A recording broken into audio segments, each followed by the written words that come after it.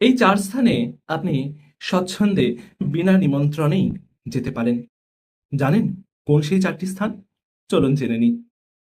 পিতার কাছে, অর্থাৎ নিজের বাপের বাড়িতে।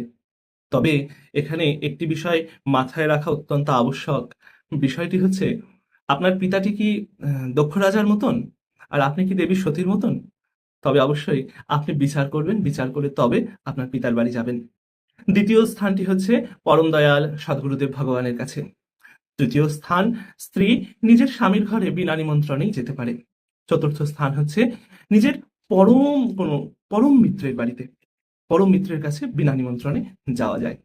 কিন্তু আর কোথাও যেখান থেকে সঠিক সময়ে নিমন্ত্রণ আসেনি বা নিমন্ত্রণই আসেনি, এমন স্থানে ভুলেও যাবেন না। আপনি এখনো পর্যন্ত কোন কোন স্থানে গেছেন বিনা নিমন্ত্রণে? জানিয়ে যেতে পারেন কিন্তু কমেন্টে। কথা দিচ্ছি, কাউকে বলবো না।